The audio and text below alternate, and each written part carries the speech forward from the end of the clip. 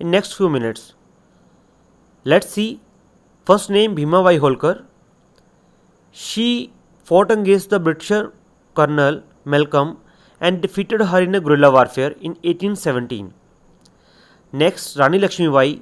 She was married to Gangadhar Rao, but after the death of Gangadhar Rao, Britisher applied rule of doctrine of lapse and did not allow her to adopt a son.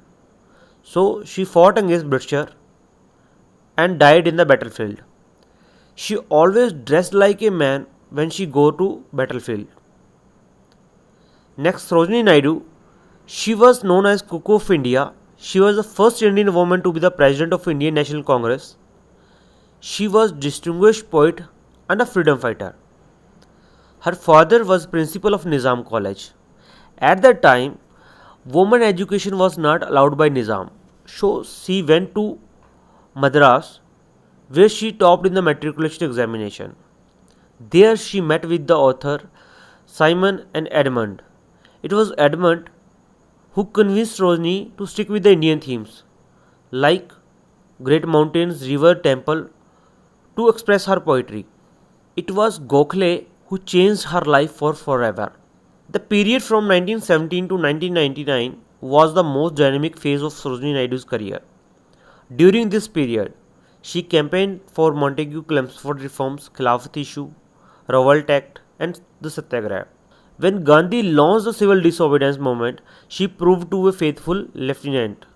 In 1930, when Mahatma Gandhi chose her to lead Salt Satyagraha, after Gandhi's arrest, she had prepared 2000 volunteers and raided the Darshana salt works. And Gokhale advised her to spare her energy and talent for the nation's cause. So she gave up poetry and devoted herself to emancipation of women, education, Hindu-Muslim unity. She became the follower of Gandhi and accompanied him to England. Next, Kasturba Gandhi. She was wife of Mahatma Gandhi and joined her husband while he was in South Africa and worked with him for many years there. She was the leader of Women Satyagraha for which she was imprisoned. She helped her husband in case of indigo worker in Champaran, Bihar and no tax campaign in Kaira, Gujarat. She was arrested twice for picketing liquor and foreign cloth shops and in 1939 for the participation in the Rajkot Satyagraha. Next, Madam Bhikaji Kama. During the epidemic of plague that hit Mumbai in 1896, she herself got infected with disease while providing aid to others. Throughout her life, she struggled for Indian independence from abroad as she was told by her acquaintances not to take part in the freedom struggle if she came back to India. While working as a secretary to Dadabhai Naoroji, she supported the Indian Home Rule Society, which was founded by Shyamji Krishna Verma.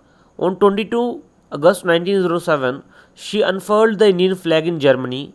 While attending the International Socialist Conference there, she made people aware of aftermath of famine that had hit the Indian subcontinent and raised her voice for human rights and equality in India. Next, Begum Hazrat Mahal.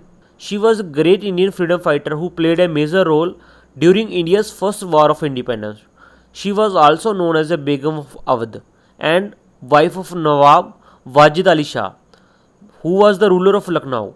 She led a band of her supporters against British and was even able to seize the control of Lucknow.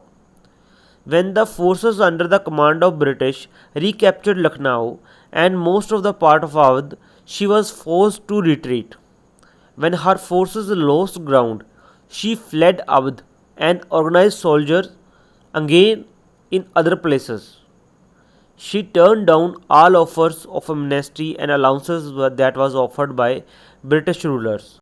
She took refuge in asylum in Nepal, where she died